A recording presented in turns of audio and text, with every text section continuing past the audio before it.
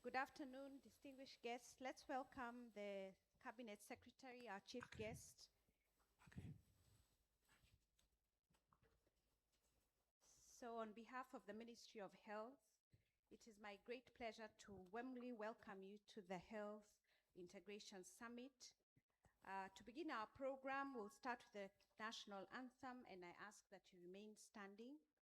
So the team at the back, please.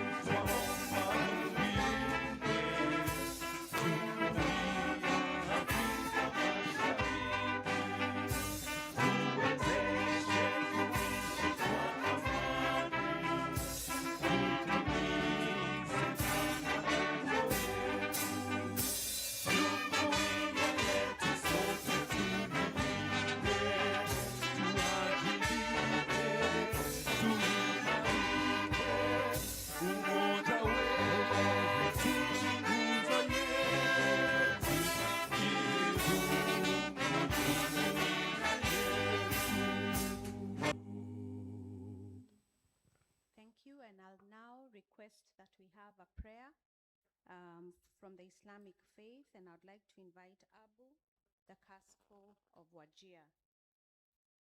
Abu.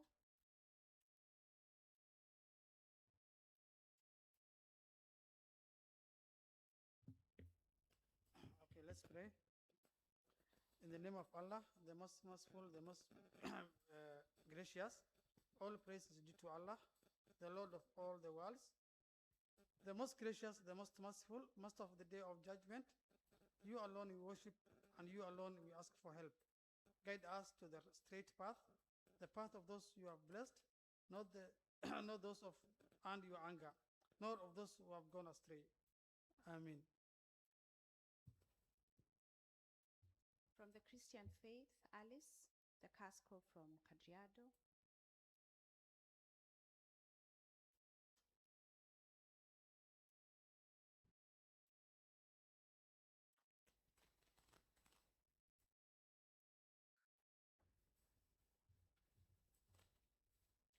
Let us pray.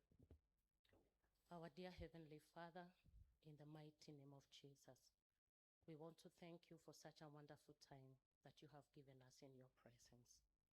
Father, we acknowledge that you alone are God, and therefore we invite your presence, Lord, to start with us and to end with us. We commit all the 4 days of this meeting. We want to pray for our leadership, the Cabinet Secretary, or the leaders of the Ministry of Health. We want to pray for the highest office in this country, our presidency and our deputy presidency, the cabinet ministers, the National Assembly, the Senate. We want to pray for the governors of the 47 counties. We want to pray for everything that concerns us, our Father, because you know us. We commit our thoughts that you may align it with your purpose. For we pray this in Jesus' name. Amen. And I'll request you to now be seated.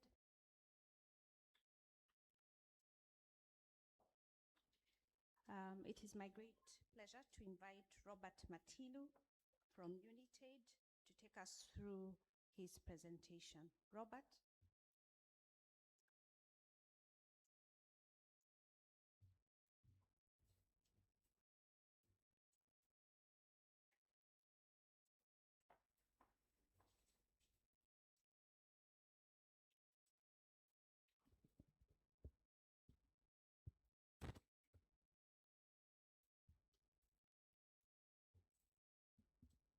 Good morning, Honorable Minister, Honorable Governor, distinguished guests, ladies and gentlemen, and our communities who are here representing the people we serve.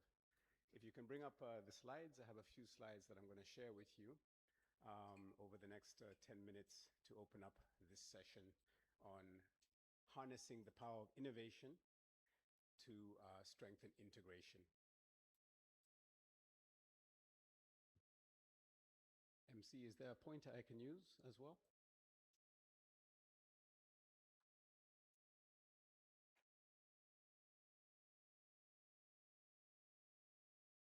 We're just waiting for IT to get the slides up.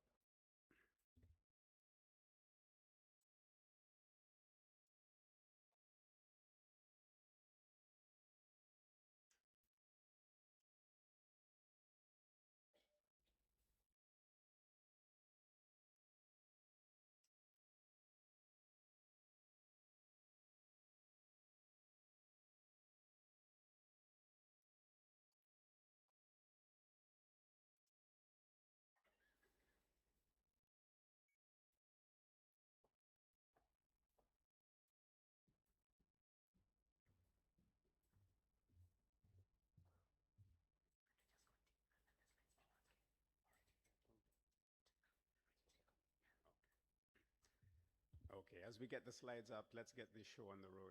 Thank you, everybody, for joining here. My name is Robert Matiru.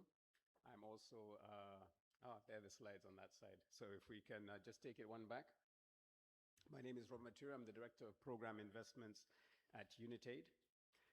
And what I'm going to present to you here is a few key examples of how innovation in health products can drive critical innovations so that we have more sustainable and sovereign and secure health systems in Kenya, in Africa, and beyond.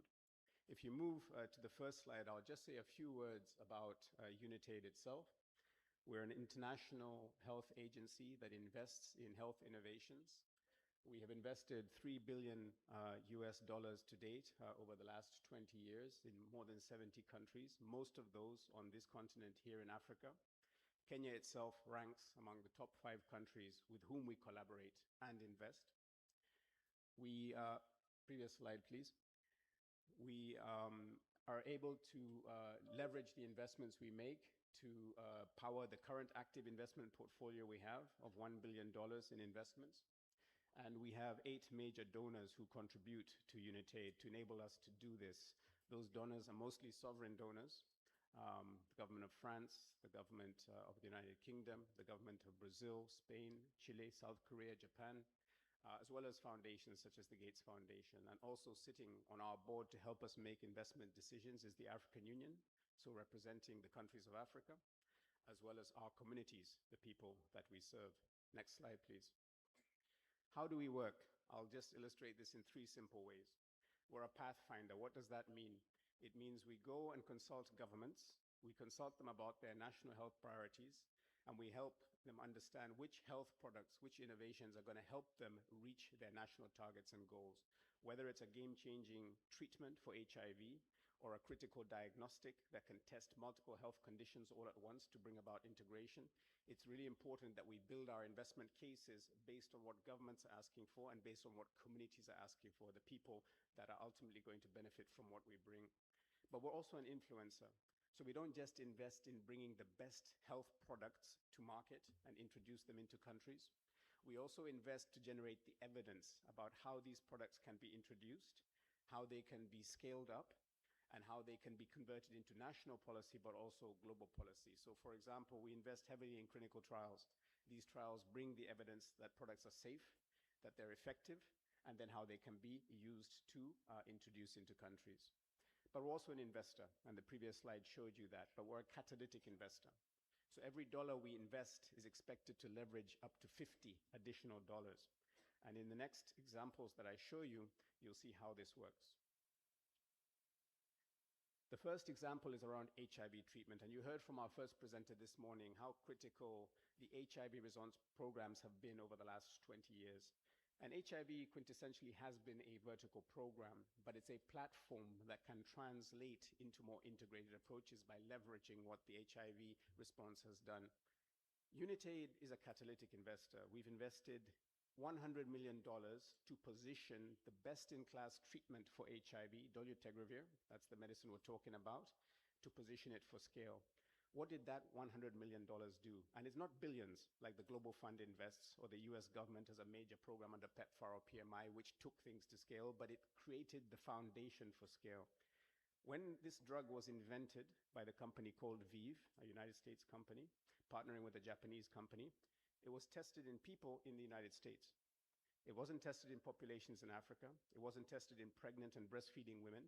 It wasn't tested to see how it would interact with the TB drugs that many, many people are taking as well because they're often a co-infection of HIV. So we invested all the clinical trials to show how it works in pregnant women, how it works in people taking HIV medicines, etc., and generated that evidence so WHO could then promulgate guidance that it was safe to also be taken in those populations. But on top of that, we also invested to bring generic companies to market to make it at a fraction of the cost that the innovator was selling it at. And initially, when we brought it in working with partners, it was at $75 for a course of treatment per patient per year. That was the price of the inferior regimen it was replacing. That had never happened in history. The other thing we did was bring it 3 years from the time it was available in America and in high-income countries. Normally, the lag time is 10 years. So that was done by ensuring that we were doing all these things simultaneously with partners, and that was done with $100 million. And on the back of that, the Global Fund, the President's Emergency Plan for AIDS Relief, big bilateral programs, and governments were able to invest hundreds of millions, in fact, $2.5 billion, to take this to scale to 24 million people that we have on that best-in-class treatment today. And the savings we projected, and we modeled this with the Global Fund, will bring $8 billion in savings to national health systems by 2030, allowing those monies to be reinvested in the response and to close the gap on those 10 million people still today who aren't on HIV treatment. That's the HIV example. Diagnostics is absolutely key as well. Here are some examples. Again, without too much money, Unitaid invested $100 million to take the market of HIV self-testing.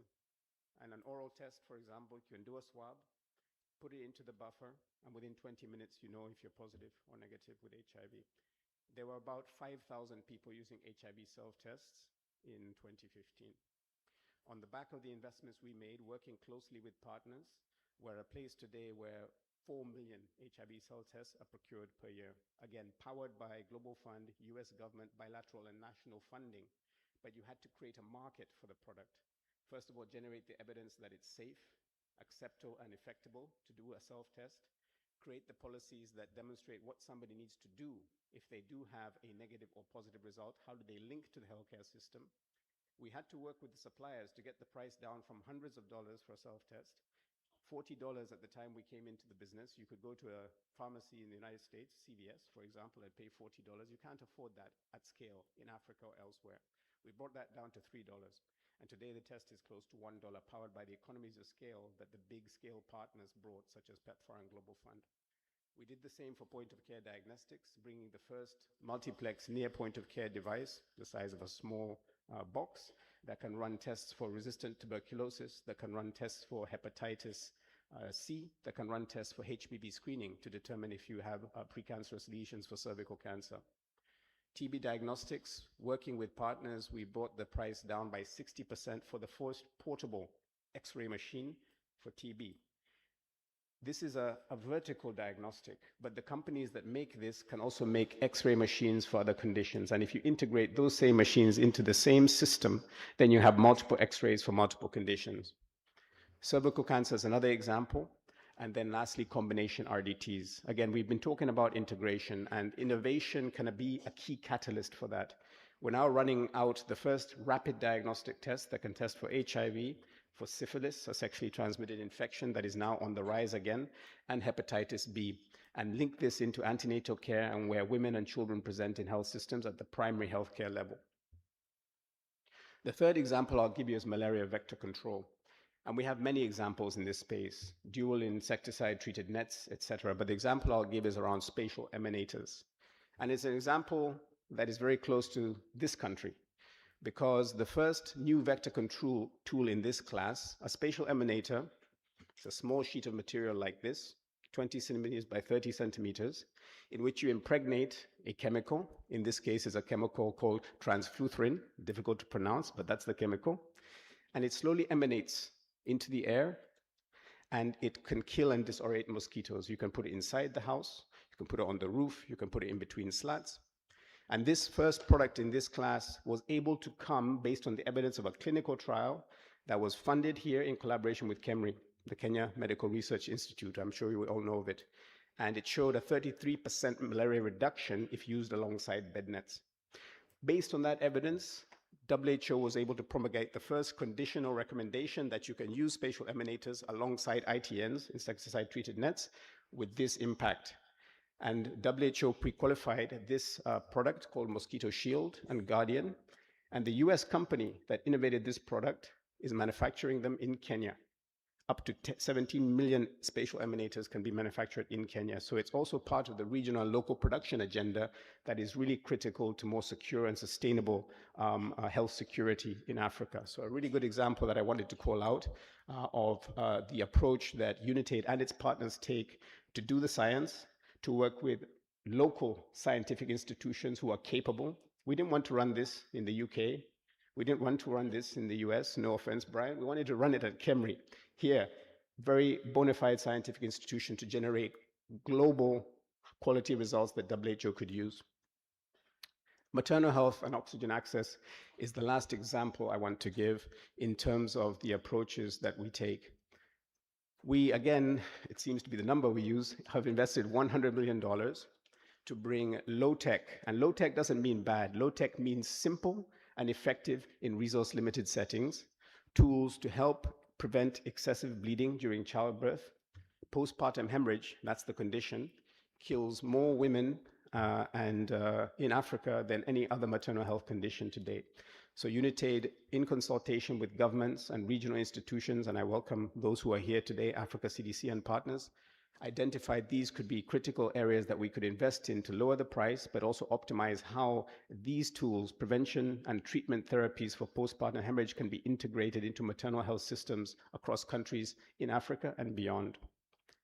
In terms of babies being treated, Unitate partnered with the innovator, together with the Gates Foundation, of a product called the Vayu Bubble CPAP device. In very simple terms, it's an oxygen ventilator for infants. Very small babies who need help breathing when they're born, otherwise they will die. But it's a very simple device. It doesn't require electricity. It can be installed and rolled out in facilities in the most resource-limited centers. And on top of that, it's manufactured here in Mombasa, in Vipingo, at Revital Healthcare. And Unitate is one of the lead investors for this product at Revital. There are other investors supporting syringes, RDTs, and other products. But for this critical device for infants, which is saving now thousands of lives every day and has been rolled out in 28 countries. And Revital is selling in high-income markets, selling in the United States, right? It's not just selling in Africa. So they're meeting quality standards that are world-class.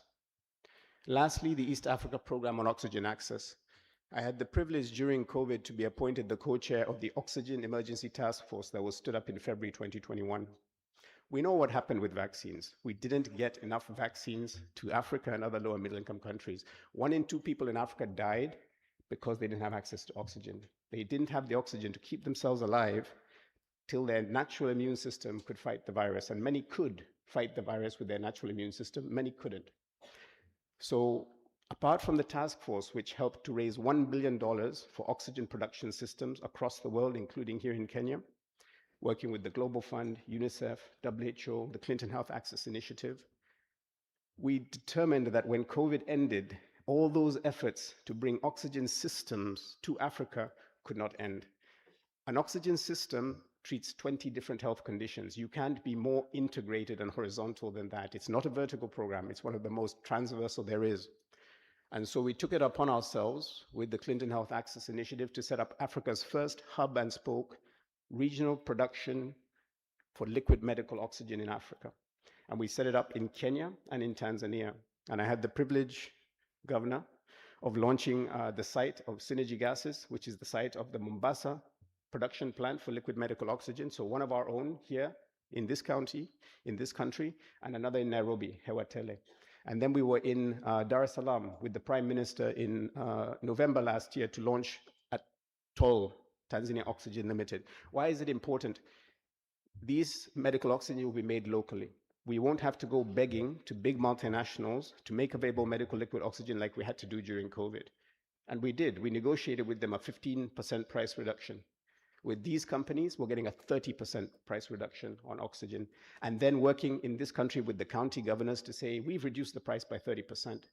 Please build a budget line, a recurrent budget line, so you can fund this sustainably. You can't rely on donor support indefinitely. So we're helping bring the price down so you can do it, and do it for more patients. And we will triple the amount of oxygen available for health facilities because of this initiative. And it's sustainable. It's a public-private partnership. They'll sell oxygen to the public sector, and they'll sell other gases, such as argon and carbon dioxide, to other sectors. That's their business, and they'll make profit on it, and we'll get the oxygen we need for our people here and in East Africa.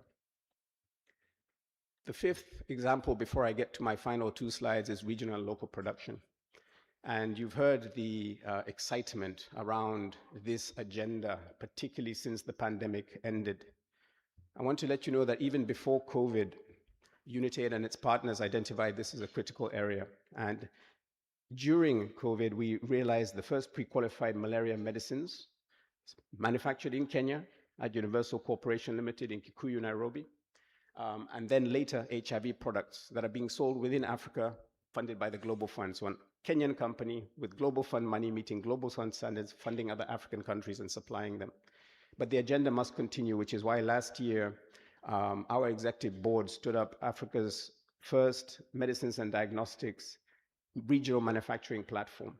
And what this platform will do is take grant money, which is what Unitaid invests, and every dollar we invest, we want to leverage 10 times that in funding from development finance institutions, such as the African Development Bank, Afrexim Bank, local development banks like the Kenya Development Corporation. And in fact, the KDC provided a loan to Synergy Gases that we helped broker with Chai. So using local banks to help invest in capital. So we want to raise that type of money to build manufacturing capacity in Africa. We've identified to start, I say to start because it's not the end, 15 manufacturers across Africa, 3 in Kenya alone, Revital, Universal Corporation Limited, Tasa Pharmaceuticals, to be a part of this agenda for antiretroviral medicines, anti-malaria medicines, and maternal health medicines as well as diagnostics. But the topic here is integration. So we're not investing in manufacturing capabilities for one disease or one condition. It may be focused on that to start, but we're building platforms. So if a company like UCL can make antiretrovirals and antimalarials, they can make other essential medicines on the same platform. And so that's what we're doing. We're integrating production so we have healthy, viable manufacturing portfolios. The spotlight is lenacapavir. Maybe you haven't heard about it, but I think this audience has heard about this critical transformational HIV prevention therapy. 2 injections with this drug, and you're protected from acquiring HIV for a full year. Working with partners, we've managed to bring the price of that product down to $40 per patient per year. It's not available yet. The Indian company we're partnering with has to make it first. And we're working with them to get that product to market by the first half of 2027. While we roll out the innovator product from the company called Gilead, which we can only acquire a certain number of treatments for. But once we have the Indian suppliers online, we can then really take this to scale. But it's not just about India. As a part of our regional manufacturing framework, we want to see it manufactured here in Africa. And last week, we launched a call to identify a promising company through a competitive process in South Africa. And we're also doing due diligence on companies in Kenya and in Nigeria so that we can have production of lenacapavir in Africa. So it's not just about simple technologies, it's about also complex, critical ones. I've been told my time is often up, so let me just wrap up on integrated and innovative financing. This has to be part of the integration agenda. Taking traditional grant official development assistance, which we know is declining, and getting more out of it.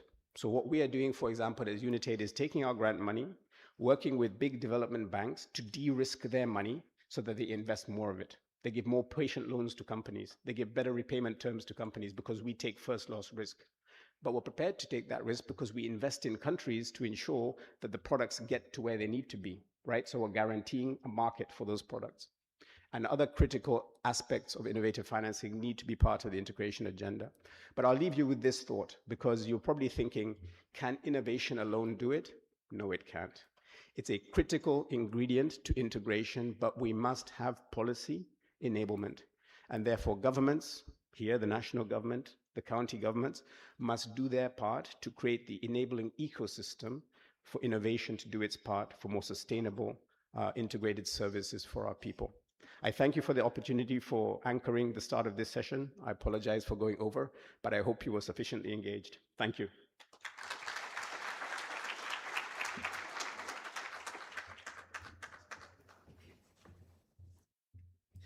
Thank you very much, Robert.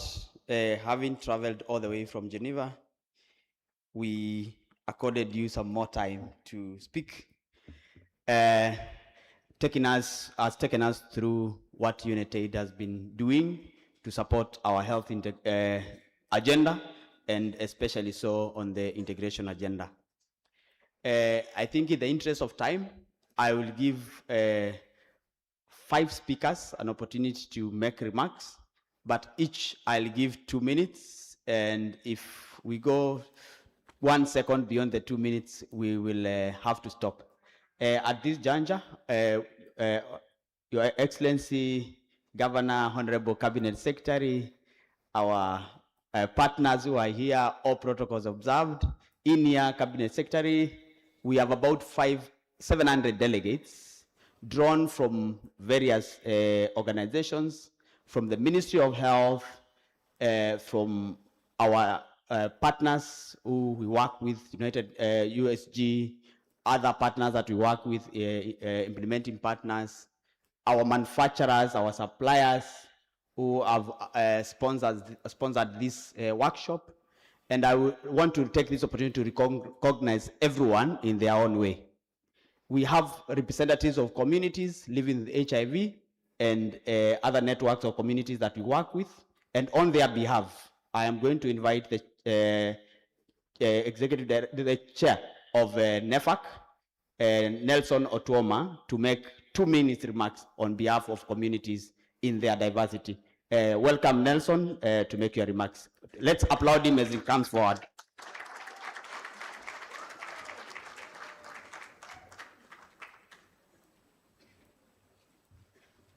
Thank you.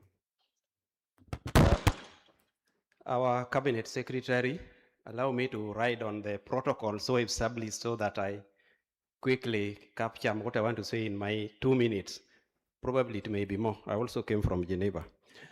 Now, yeah, and which is true. Yeah, and so the Cabinet Secretary and the Governor, before you came in, we were dancing. We were dancing, we were singing, and we were laughing, because in the HIV response, there's never a dull moment. But what I want to say next should not create dullness, but should create lessons. That one of us who was supposed to be here could make it because he became unwell, and the message we got last evening is that he passed on. In the 2 minutes, you cannot stand up and observe a minute of silence, but I want to say that respectfully, okay, Waziri now adds me 2 minutes. Thank you. So let's have a few seconds.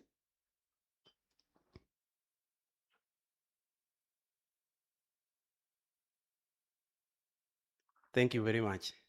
We are talking about a colleague by the name Pitu Denyo. Those of you who are in these forums may have known him. He was a member of NEFAC and a high-level advocate, actually structurally also engaging with the Ministry of Health. And he was our representative in the AHD subcommittee. But that tells you how engaged with the government we are. But that's where I start, because the many years of investment, the many years of PEPFAR investment, the many years of saving lives by the Global Fund, and the many years of saving lives by the Ministry of Health in Kenya, HIV has been managed. And HIV, where treatment is concerned, is now a chronic medical condition. However, something has come back to claim your investment in the name of non-communicable diseases. And this is hypertension, this is the cancers, this is diabetes, and all these conditions that we talk about when we talk about non-communicable diseases. And because Peter was one of us and he was open about what he is managing, we know what really has happened.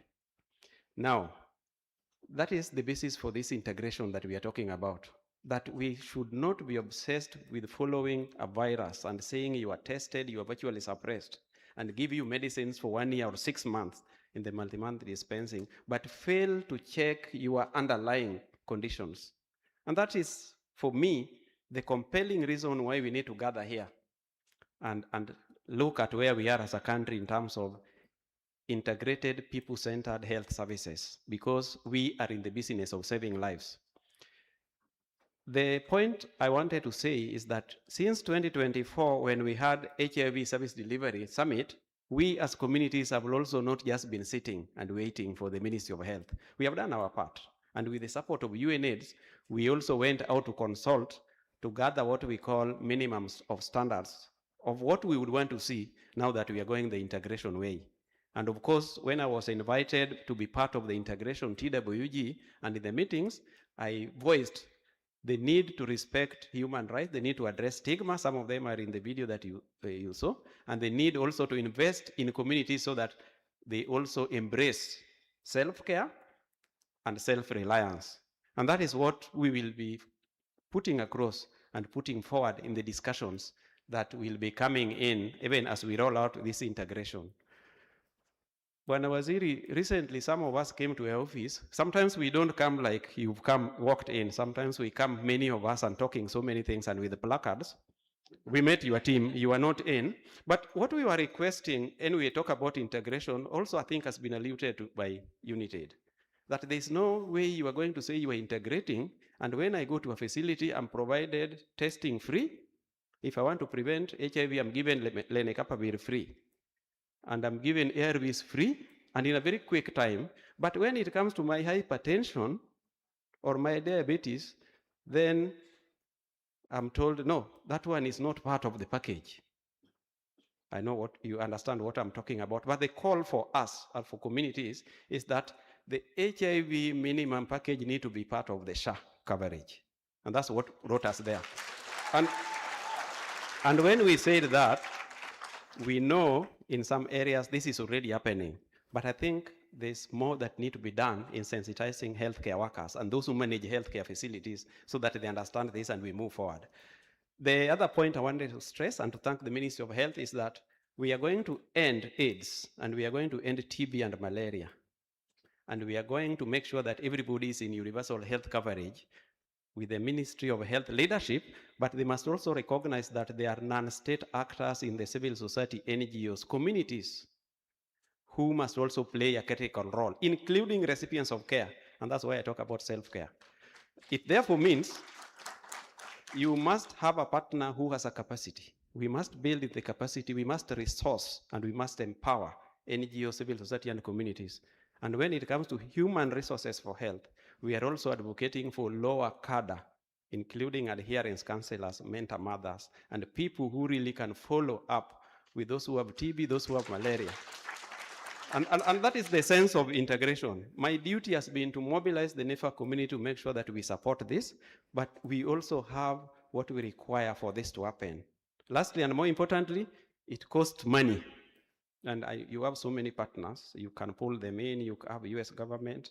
And we support that G2G arrangement.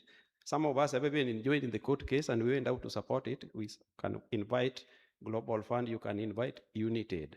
But it also takes money from the exchequer going to the Ministry of Health, the taxpayers' money. And that's why for us, when you say we want everybody to be under SHA, that's what we support. Simply because if there's a problem, we know where to run to. We can find you. But we cannot be running to the US. We cannot be running to Geneva for the EDO. We cannot be running to the Global Fund. So thank you very much. We promise to be part of this. We will be in this together with the Ministry of Health. Sometimes our voices are raised. But my assurance is that whether we are talking about key populations, AYP, or people who have HIV or people who have TB, they share in the goal of making sure that every Kenya has the good health and well-being, and supporting Ministry of Health to deliver where we want to go.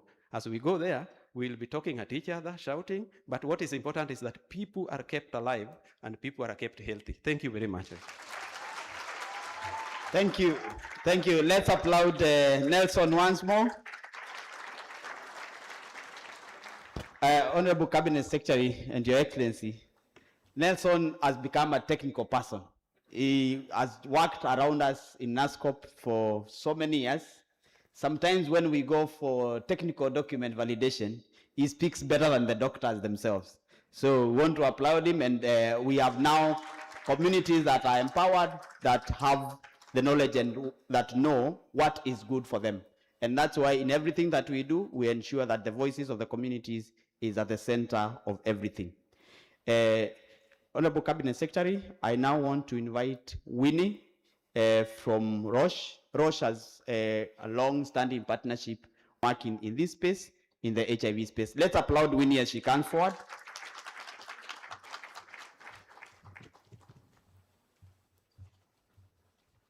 I will try to do it in 2 minutes. Your Excellency, the Governor, Honorable CS, and all other distinguished guests, all protocols observed. It is truly an honor for Roche Diagnostics to join you here for the Health Integration Summit. We have heard this morning of all the milestones that the Kenya HIV program has achieved. However, even as we celebrate these milestones, we do recognize that the healthcare landscape is evolving. Patients today increasingly face multiple health challenges simultaneously, from HIV, tuberculosis, to cervical cancer, and other non-communicable diseases. And addressing these realities requires us to move beyond siloed approaches and embrace integrated healthcare systems that respond to the full spectrum of patients' needs. Diagnostics play a central role in enabling this integration.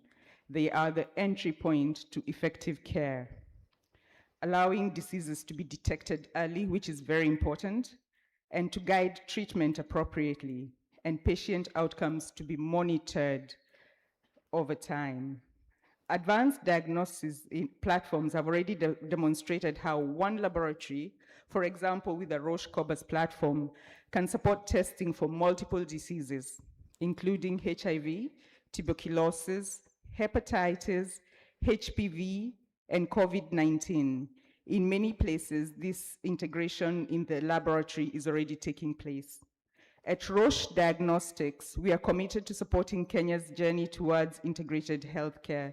Through our partnerships with the Ministry of Health, we are in the county governments and national programs. We have worked together to strengthen access to diagnostics and support disease prevention initiatives.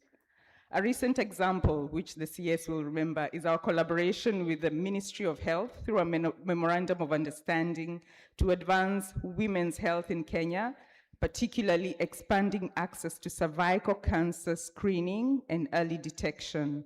This partnership reflects our shared community to strengthening prevention and ensuring that more women are diagnosed early and when the treatment is most effective.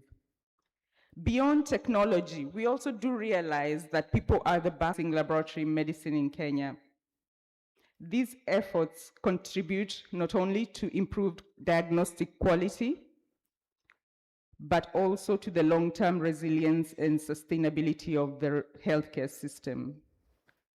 However, the real opportunity before us is not only integrating technologies, but in integrating programs and services. True health integration means that when a patient enters the healthcare system, they can access comprehensive services in a coordinated and patient-centered way. A person receiving HIV care should also be screened for cervical, the access to quality healthcare while supporting our national health priorities. As we gather over the coming days to share experiences and ideas, we have an opportunity to shape the future of Kenya healthcare and also across the African region.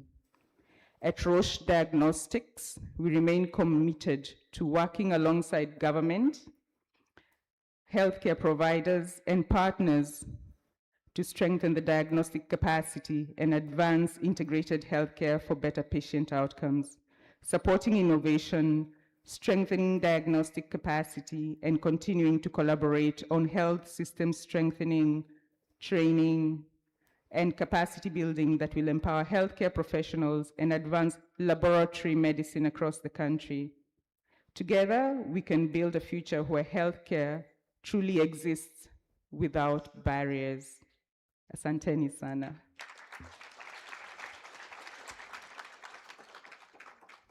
Thank you very much, Winnie. Let's applaud her. She actually went beyond the 2 minutes, but being the only lady to speak, I had no choice but to accord her more time. I think with your permission, Cabinet Secretary, I will recognize our important partners who have made this summit a success. And I recognize Roche, who have just spoken. Let's applaud them for being one of our platinum sponsors. We have Chuck, the Christian Health Association of Kenya, represented by Dr. Baraza. Let's applaud them and appreciate them. We also recognize the Kenya Red Cross, Dr. Idris, and we have Calda. Kenya Red Cross, where are you? The Cabinet Secretary wants to recognize you. Kenya Red Cross, thank you. We appreciate you. And of course, United, who have spoken, Robert and the team. Let's appreciate them. United works very closely in this country with the Clinton Health Access Initiative. And we have the regional director, Gerard Masharia, who is here, who I'll give 1 minute to just say hi so that we recognize. Okay, he has said hi. Thank you very much, Gerard. We also have AMREF, represented by this global CEO, Dr. Gitai Gidinji. I call him Gigi because we have worked together for a long time and we want to appreciate them. And our global partners, we have the UN bodies, we have UNAIDS, who is represented by the country director, Dr. Richard Amenya, who I'll give an opportunity to make remarks. Karibu, Daktari. Welcome to make remarks. Let's applaud him as he comes forward.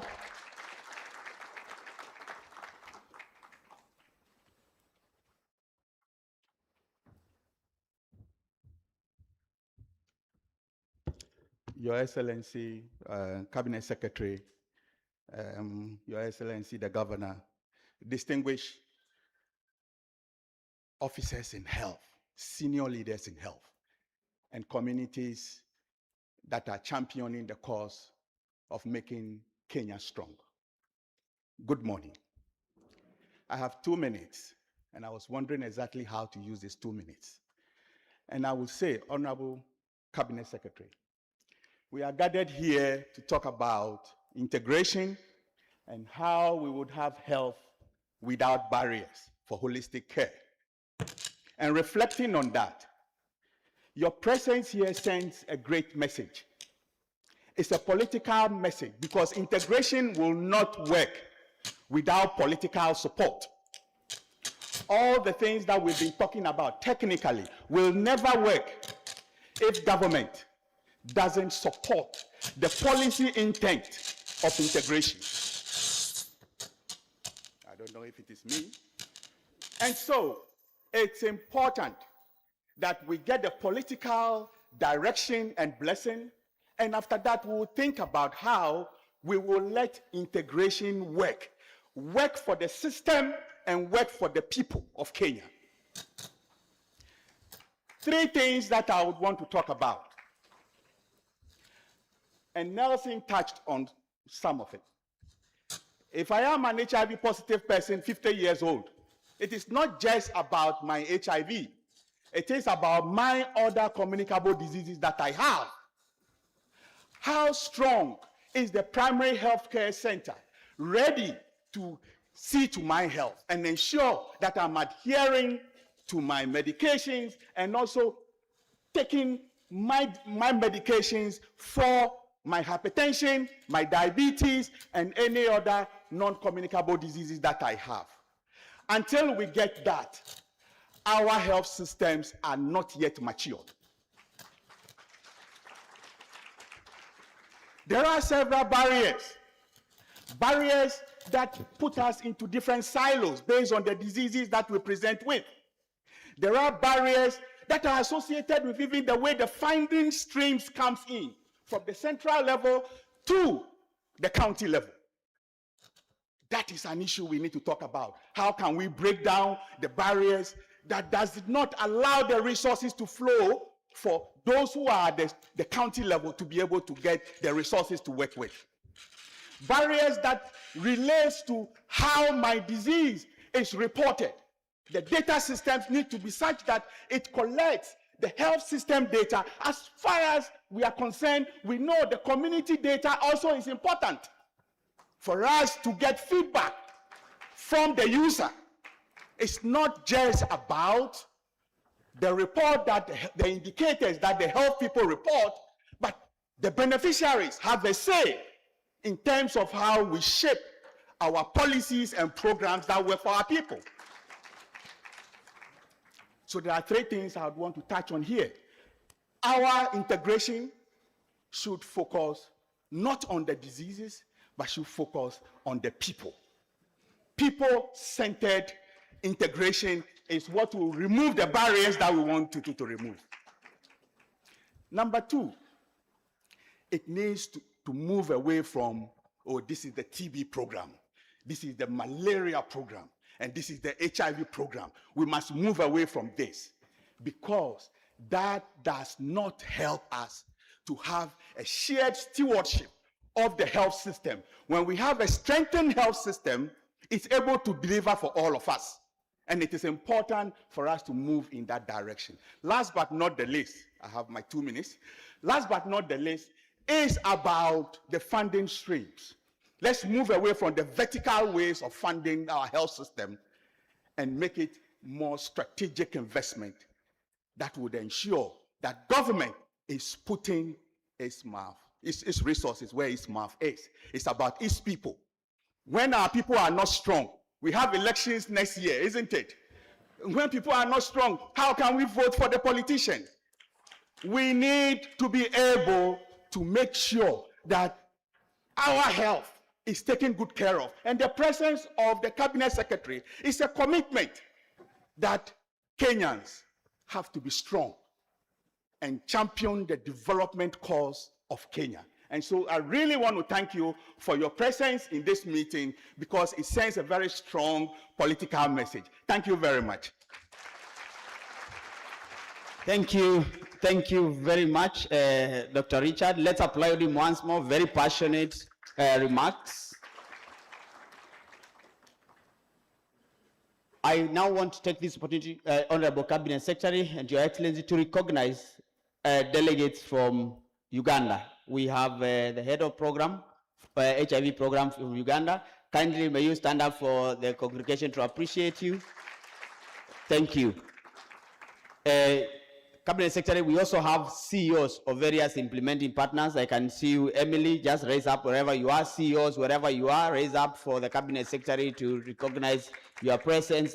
Otiso, let's applaud them. Thank you. Thank you. We appreciate you. I now, and this will be my last call, I want to invite Brian Rittman, who is the chair of the DPHK, and as well as working for the USG Department of State, to come and make remarks on behalf of the USG and DPHK family. My name is Dr. Andrew Mulwa. From now on, Dr. Bashir takes over. Thank you very much.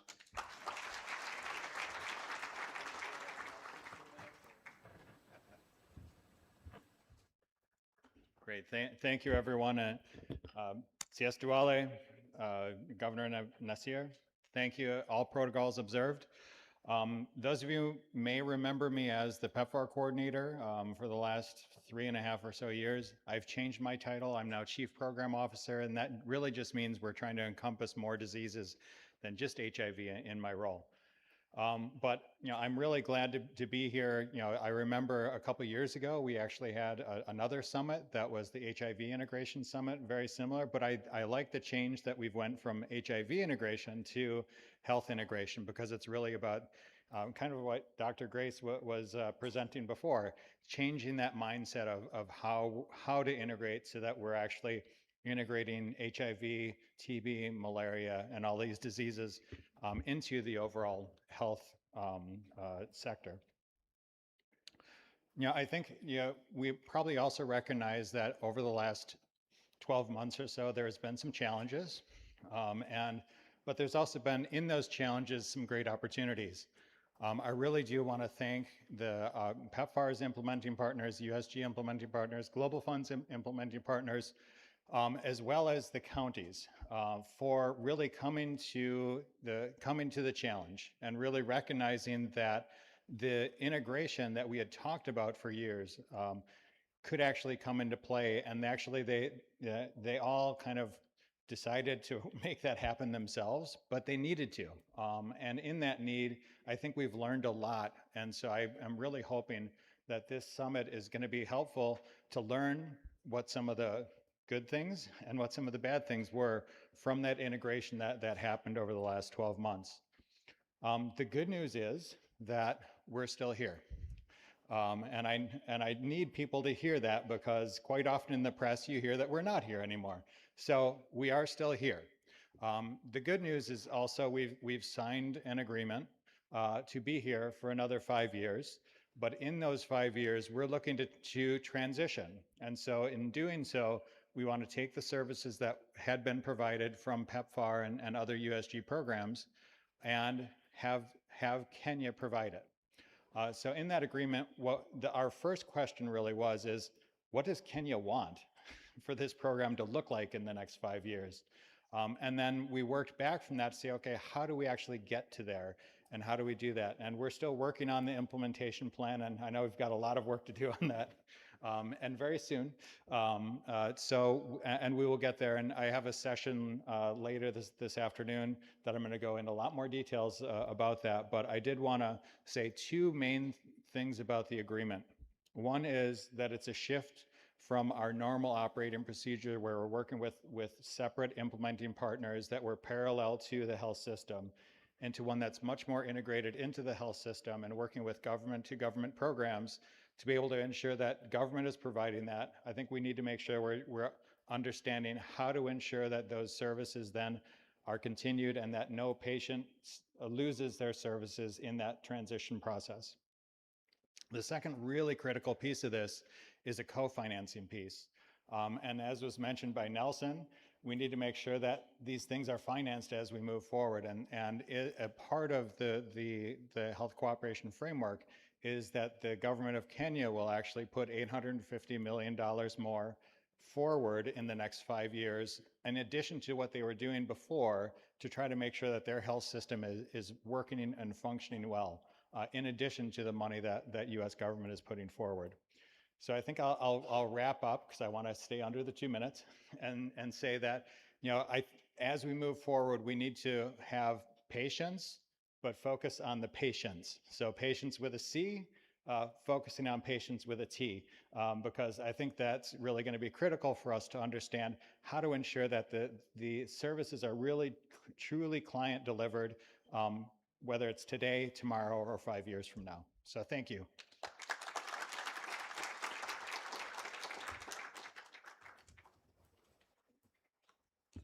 Thank you, Brian.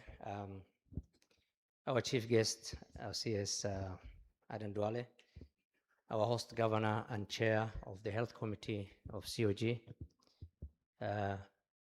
Abdul Samad Nasir, our partners, all protocols observed.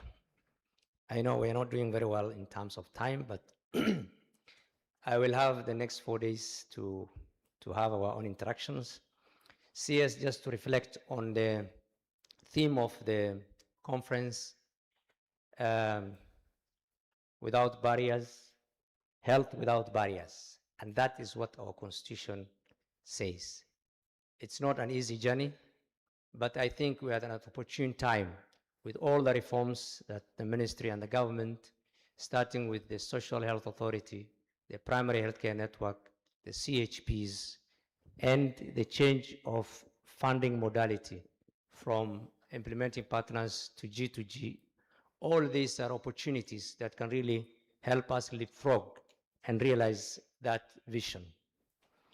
So you may be wondering why people are talking about hypertension and diabetes, but this is a HIV conference. The survival rate has gone from, our lifespan used to be 44 20 years ago, when we had no treatment for HIV. Today, we are standing at 67 and can easily go to 75. This is the journey.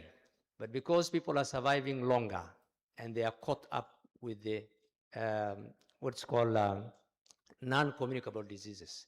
And this is actually what we eat and how active we are as a nation. If you go for lunch today, what is going to be served to all these delegates is not a healthy diet. We start from there. The border issue is a health issue. 60 to 70% of our injuries or roadside injuries is today caused by borders. That is how expansive and complex health matter is. And therefore, we need everybody from the community, I know Nelson spoke very well, to our innovators, our private sector, the government to lead.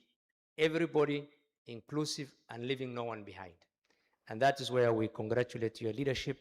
You've allowed us to move a lot of steps in moving heavy agendas that were not able to be moved in the last 20 years. We appreciate your leadership, and we don't take your time for granted. So we have our sister organization, National Syndemic Disease Control. We work very well with them. The CEO today is attending the budget, and therefore we have Dr. Angela Langat, who will say a few remarks, and then we will go into the next phase. Angela, karibu.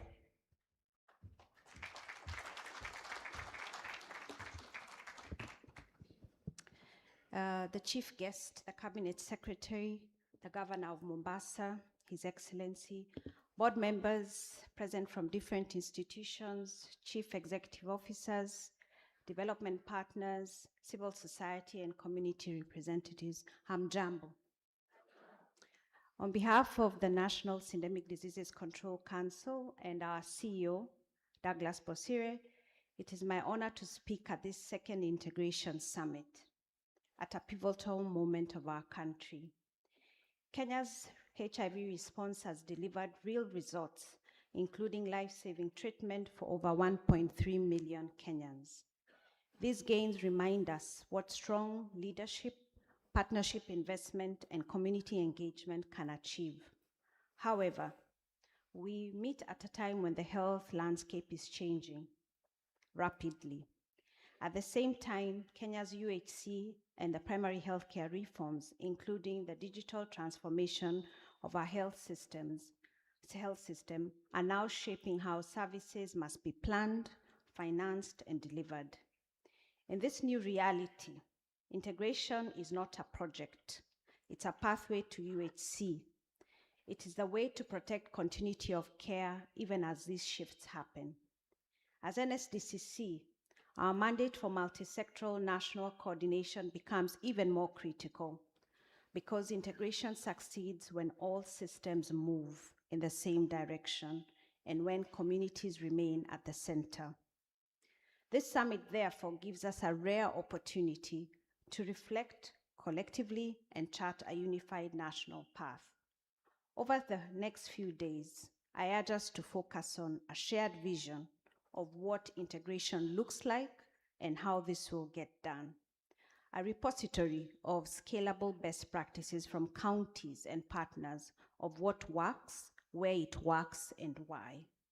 And commitments from each one of us on this integration agenda. Integration is about people. It's about a mother who should access HIV and maternal health services in one setting, a young person who desires mental health, sexually and reproductive health, and HIV prevention in a safe, stigma-free space, and an older person living with HIV who requires seamless chronic care. As NSDCC, we reaffirm our commitment to stewarding the multi-sector actors during this transition so that our health system becomes more efficient, more resilient, and more centered on dignity, rights, and equitable access. I wish all of us productive deliberations and bold thinking throughout this summit. Thank you.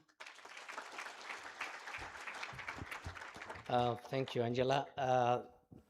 Sir, now it is my honor to welcome our Governor Abdul Samad Nasir, the chair of the COG Health Committee, to make his remarks and thereafter invite you for the launch. Thank you.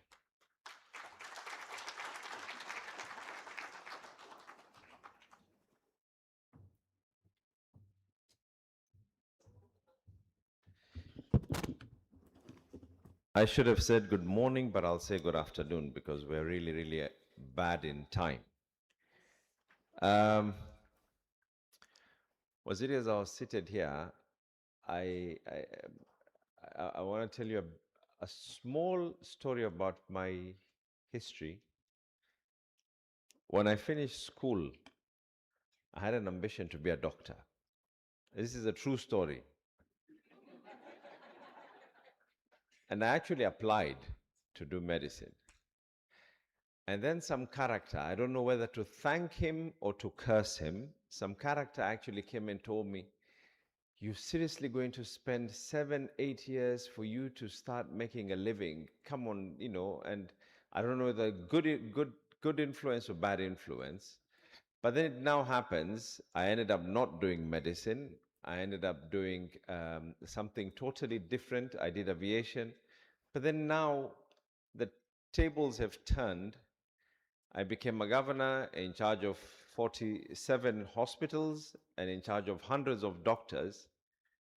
But then as I was seated here, the issues that were being discussed are so pertinent. I've been to Revital.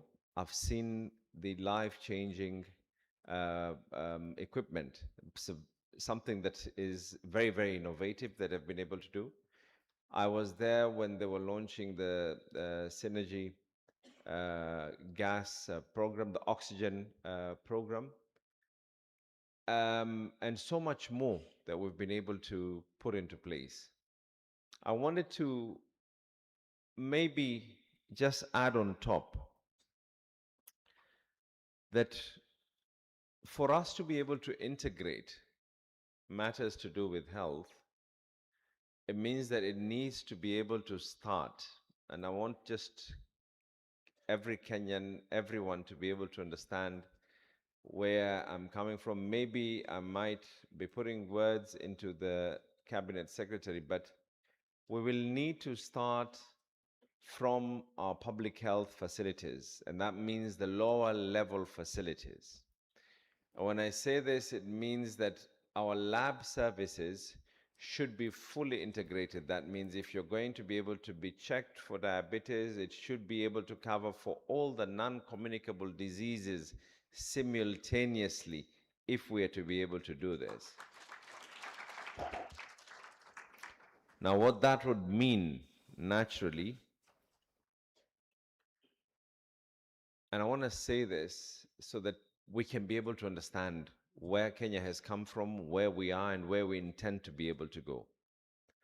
From the time when Professor Anyang' Nyong'o was the Minister for Health, there were no cabinet secretaries at that time, Kenya had always had high hopes of us having universal health.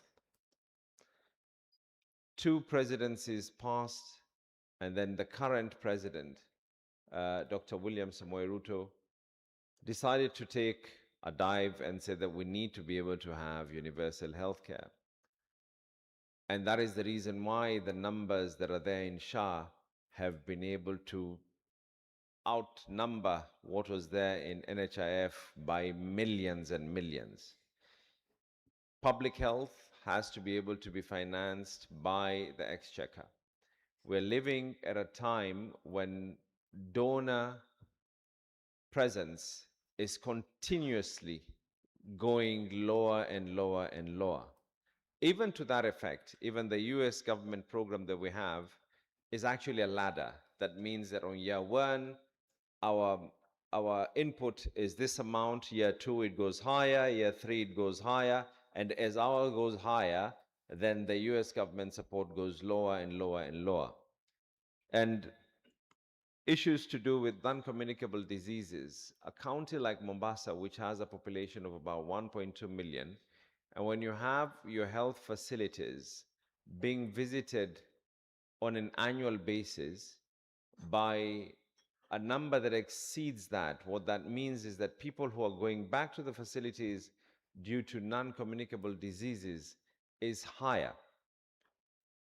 Our highest rate, and this is not just in Mombasa alone, this is in Kenya, our highest cause of death in our health facilities today as it stands is because of non-communicable diseases. And maybe, just maybe, we also might need to be able to concentrate on the level of prevention. I like what Dr. Bashir said, that when we go, we're all going to be having unhealthy, but I think this hotel also has a healthy version. You can have your proteins and... But mine is to be able to listen, to absorb, and eventually to be able to implement the needs of what the people have been able to talk about. And you know, I'm seeing the media that is here. The barrier breaker, the one that breaks that barrier, or rather the bridge that is there between implementers and those being implemented for, and that is the public, is the media. I think the media also needs to be able, because like I said, when you have a country that has decided to go onto universal health, many developing countries have not been able to do what we as a country are trying to attain when it comes to health matters. And many developed countries are doing what Kenya is doing right now. We will definitely be having our own flat foot sometimes. We'll definitely be having our little trips here and there. But when I see we have excellent places for you to be able to go. We have excellent restaurants that you can be able to go. You know, this is the place to be. We don't take it lightly that you've come to Mombasa, but we will take it very, very heavily if you don't spend your money in Mombasa. Thank you very much and be blessed. Karibuni sana. Waziri, karibu, and thank you all.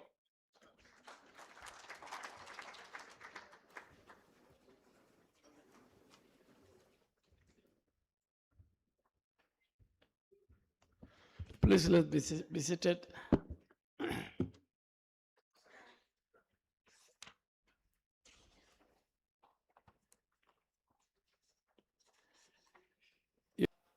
Pharmaceutical companies present, distinguished.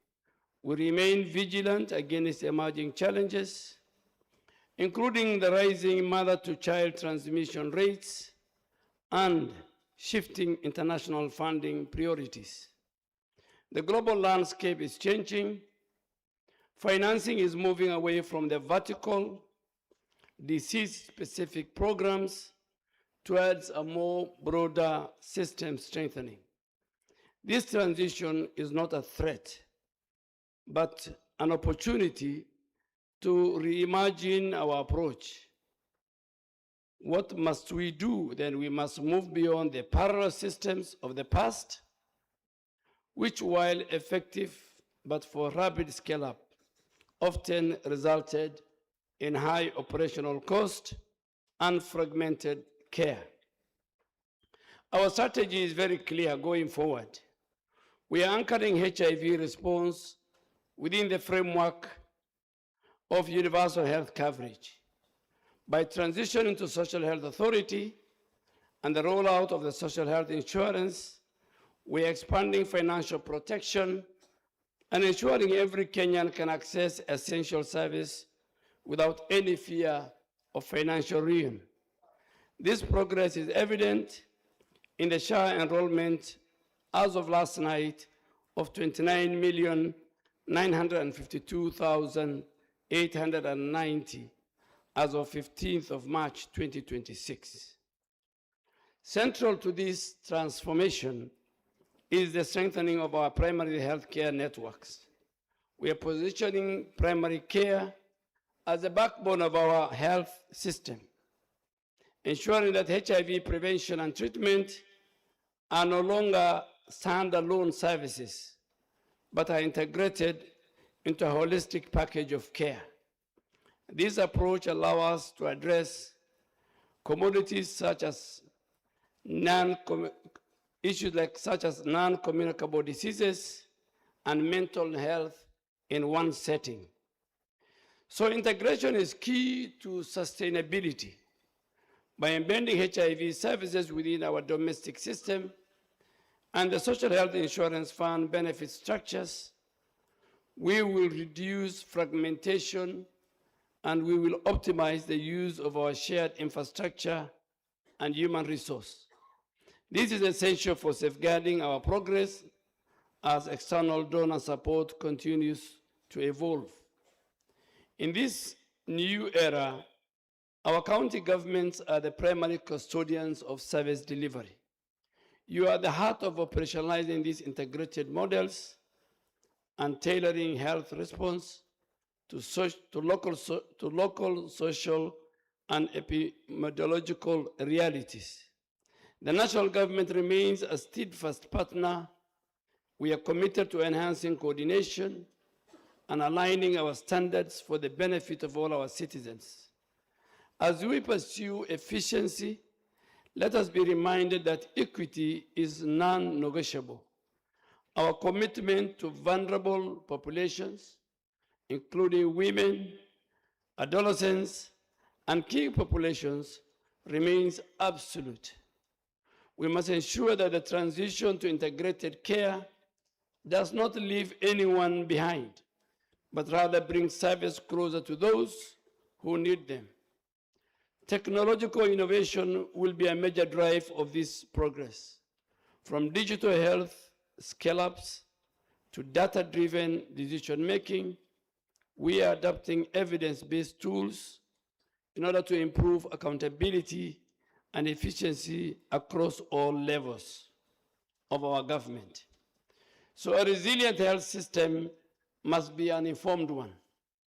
Furthermore, we are focusing on the resilience of our supply chains, and we are encouraging our local manufacturing of ARVs and other essential health commodities are of a strategic priority. And this will enhance our health security and reduce our reliance on external procurement. So the sustainability of our response also depends on sound public financial management and the harmonization of partner support. We value our international partners, and we want to reaffirm our commitment to transparency and mutual accountability as we move towards increased domestic resource mobilization. So this summit is a platform for a candid dialogue and practical solutions. And I want to encourage all the participants to focus on very actionable recommendations that will inform policy and guide investment into our primary health care networks. Your insight here will help us define the national roadmap for a more sustainable health future. Ladies and gentlemen, the government remains steadfast in its mission to build a health system that delivers quality service without barriers. Through robust reforms, empowered county governments, and strong community partnership, together we will protect the gains we have made, and we will create a more sustainable national development. Now that I am here, and that's why I was late, because the governor of Mombasa has said many things. Let me also, there is a lot of misinformation in our country. And let me touch on the matter of Nairobi Hospital. There are too many pedestrian talk I saw the last 2 nights about Nairobi Hospital. But so I don't want to, I'm not a member of Nairobi Hospital membership, those who vote. But as the minister in charge of health, I have a duty to protect one of our best level 6 referral hospital. So for those who are, for those who have pedestrian arguments, let me indicate them today that Nairobi Hospital first is owned by the Kenya Hospital Association, a limited company by guarantee. What does that mean? It's owned by members and there is no shareholding. And the president of Kenya, from President Kenyatta, the first, to President Moi, the second, President Kibaki, President Uhuru, all the presidents have always been the patron of that health facility. It is in their memorandum of understanding. So what is ailing Nairobi Hospital? Nairobi Hospital, from where I sit as the Minister for Health, is facing two major challenges in the last 6 months, or 3 years, for example. Let me start from 3 years, because there are about 11 cases in court. Nairobi Hospital first is facing serious financial mismanagement and bad governance. That is the reality. Let us not bring politics, let us not bring other issues. And again, it is facing very serious clinical governance. And I have directed Kenya Medical Practitioners and Dentists Council this morning to go and do an audit of its clinical infrastructure. So we are protecting Nairobi Hospital, whatever people will say. So for us to treat that, these two challenges have led to shortages of basic health commodities and delay of surgeries. The patients are suffering. And I'm sure good Kenyans who are sitting here, around December, the private medical insurance in our country blacklisted Nairobi Hospital because of this bad governance. Consequently, long-serving doctors, very long-serving doctors, I can name them, who operate in Nairobi Hospital, very respectable. Some of them, my doctors as a Minister for Health, for many years, have sought the President's intervention. They have sought my intervention as a minister. They have sought the intervention of the President on a number of times, including last week. And the government directed investigation authorities to probe the ongoings at that hospital, from bad governance to tax evasion to corruption and many, many things. So neither the President nor the Minister for Health nor any government official has any interest. We have absolutely no interest. Absolutely no interest. Our interest is only one. How do we preserve the first-class national and regional health facility that is in our country? That is a duty that the people of Kenya has given to me and the President. So in any case, Nairobi Hospital cannot be acquired by anyone as there is no shareholding. It is a company by guarantee. So I really want to ask my colleagues, the ones that I have served with them in politics many years, let us not politicize the health sector. Let us make sure, let us treat the way we treat Kenyatta Hospital, Teaching and Referral Hospital, the way we treat Aga Khan Hospital, the way we treat Nairobi Hospital, and it's the way we treat Kenyatta National Hospital. I am the minister in charge of both public, private, and faith-based health facilities. So we will fix Nairobi Hospital.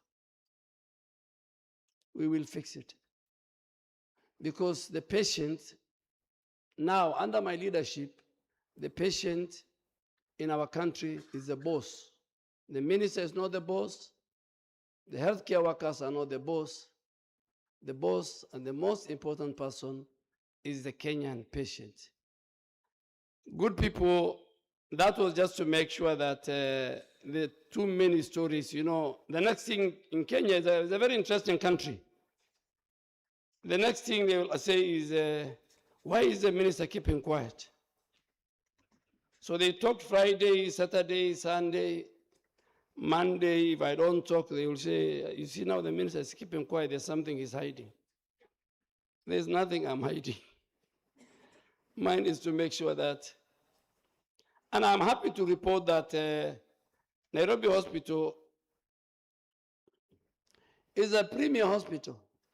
That's where my mother was treated, my late mother was treated. That's where my late father was treated, and I'm sure many people here. And the beginning, key doctors, I don't want to name them, prominent doctors in Nairobi Hospital. About 10 of them walked, and I remember the president calling me and telling me, you must fix Nairobi Hospital. You can't allow Nairobi Hospital.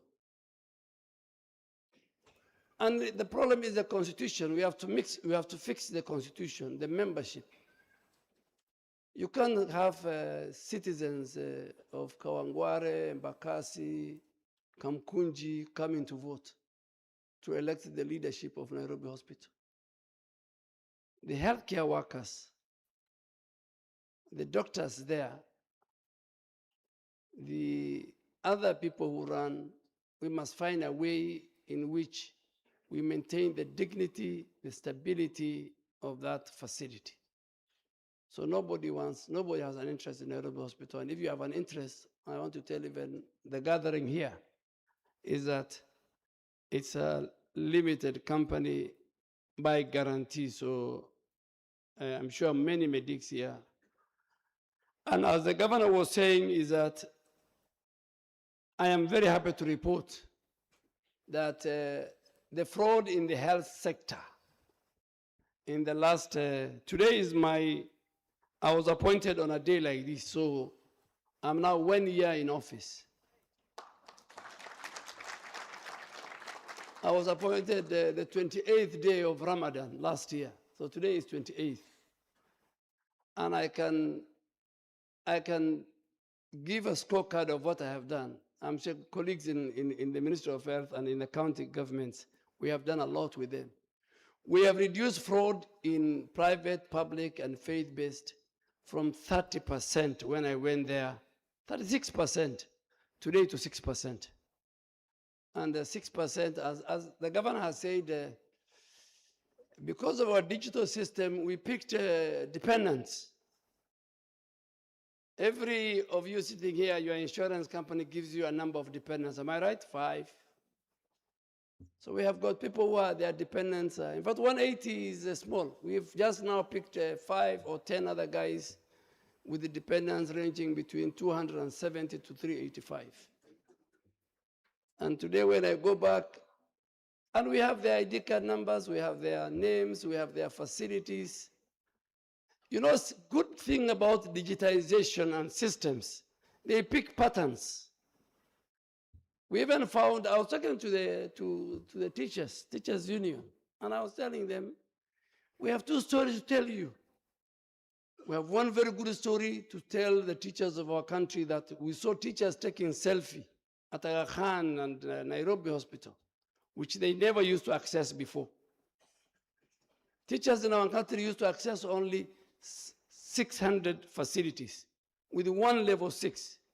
Today, teachers in our country can access between 6,000 to 8,000 health facilities, and they can work. So we have good teachers who are saying, oh, hallelujah, we can now go to Nairobi Hospital.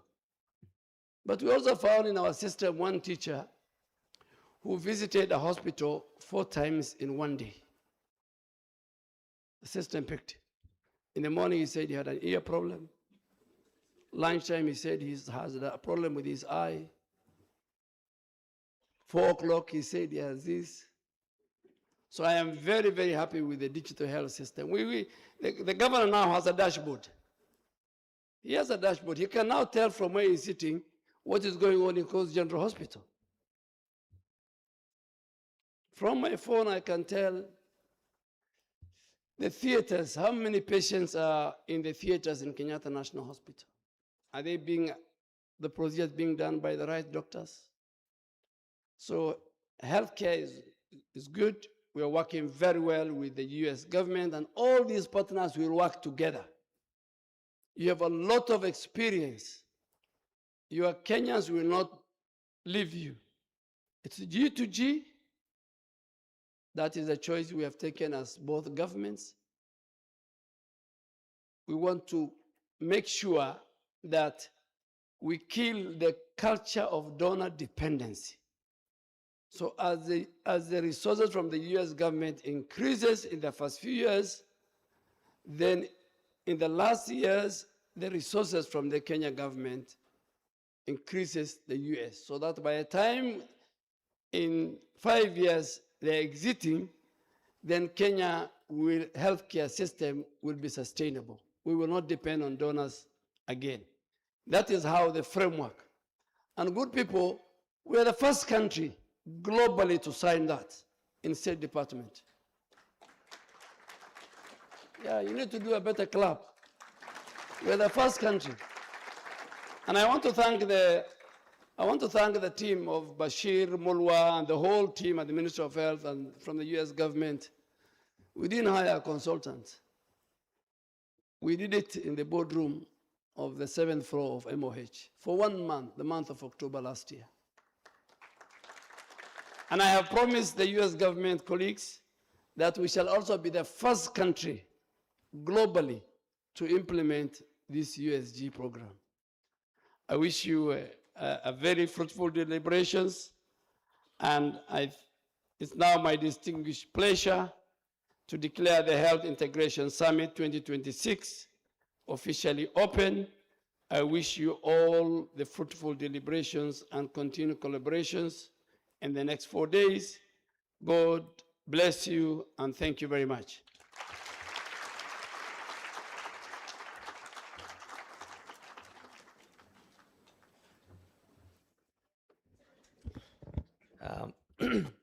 Thank you very much, our chief guest, our CS. So I know we've taken longer than we planned. Our next phase is for us to have a virtual launch of 20 documents that are aligned with this conference. And then we can go to visit the booths. So I'll give you this, this gadget. We have a video of 5 minutes that will show all the books. I'll just bring it to you. Yeah, I'll bring it so that you can see from here, I think. Yeah.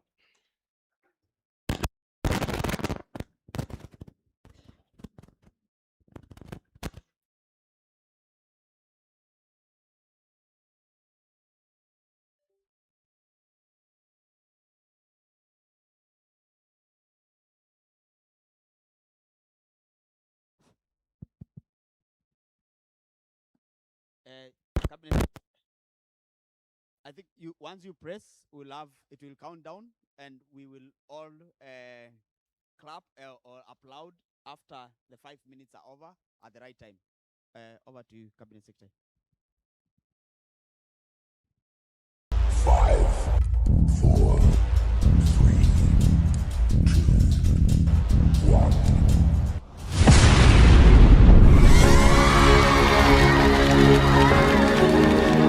The Ministry of Health launches the 2026 key policy documents, integrated guidelines for prevention, treatment, and management of HIV, STI, and viral hepatitis 2026. Kenya Advanced HIV Implementation Guidance 2026 to 2028. Kenya HIV Testing Services Operational Manual 2026. Kenya Viral Hepatitis Standard Operational Manual 2026. Kenya Sexually Transmitted Infections Standard Operational Manual 2026, Kenya Pre-Exposure Operational Manual 2026, Kenya National Standard Operating Manual for the Triple Elimination of Vertical Transmission of HIV, Syphilis, and HBV, Biobehavioral Survey among Key Populations in Kenya 2024, Adherence Support Training Manual, Psychosocial and disclosure process for people living with HIV, Undetectable equals untransmutable national communication strategy. Kenya TB Acceleration Plan for people living with HIV, KTAP 2025. Guide for caring children and adolescents living with HIV in Kenya. Integration of HIV services for children, adolescents, pregnant and breastfeeding women in all service delivery points. Kenya Nutrition and HIV Operational Manual. Systematic review report locally available foods dietary-based interventions to improve health outcomes for people living with HIV. Kenya HD IEC materials for communities. Management of HIV-associated opportunistic infections and conditions. Kenya Mentor Mother Program Guideline 2026. The Operation 000 Implementation Manual. Kenya National HIV Prevention Communication Strategy 2025.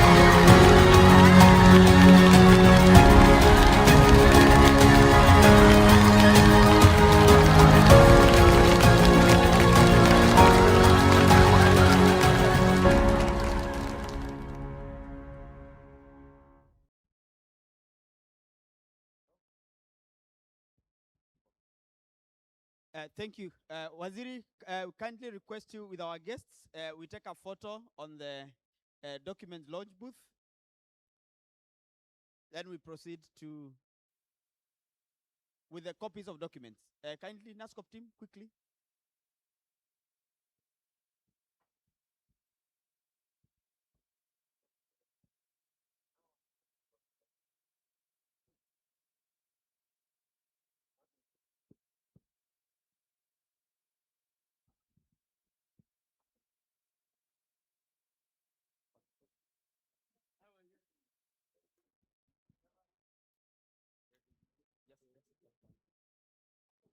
Let's get a document.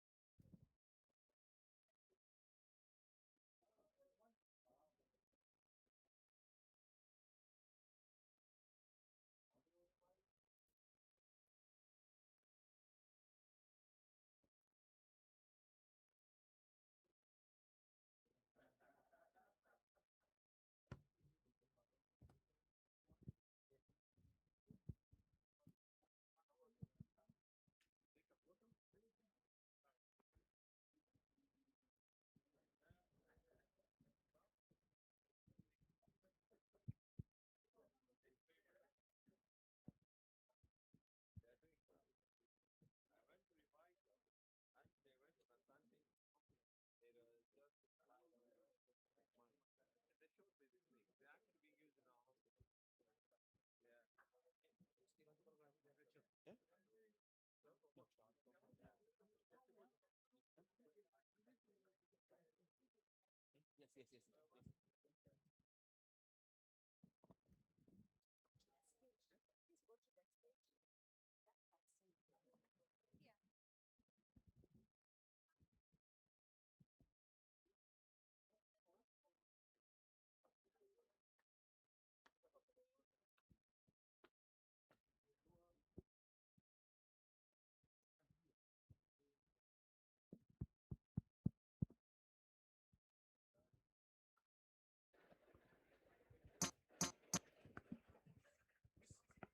Twende.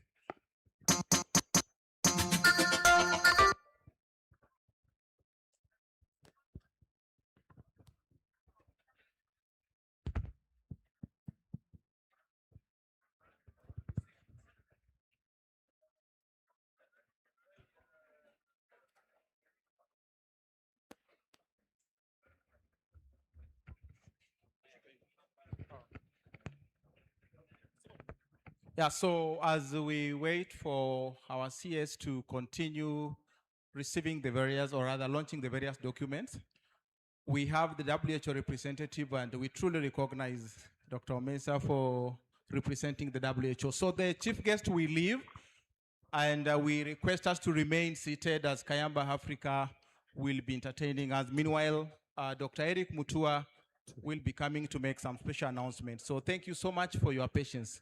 Kayamba Africa. Right.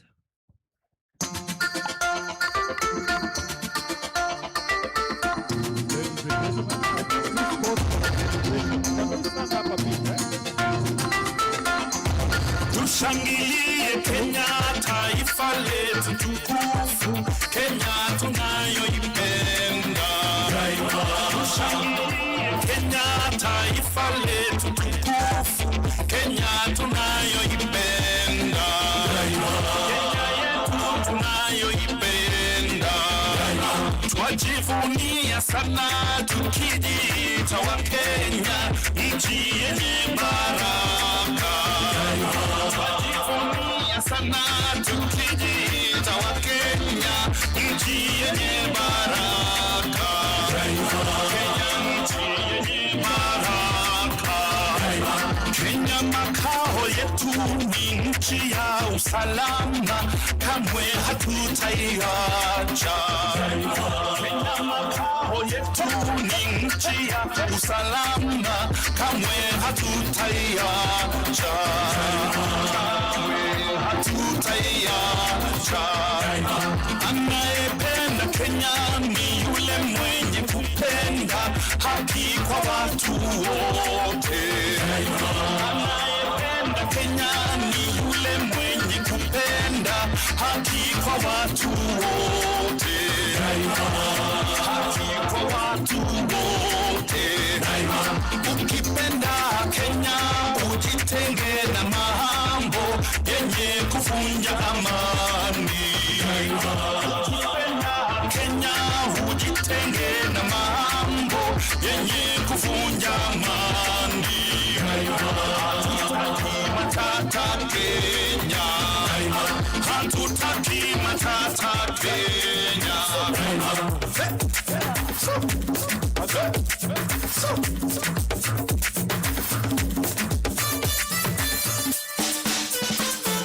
Kenya kipenzi chetu, hatutaiacha milele na milele. Good afternoon, team. Good afternoon. Kindly don't walk out. We want to make the announcement for lunch logistics. Those who are walking out, kindly come back. Those who are walking out,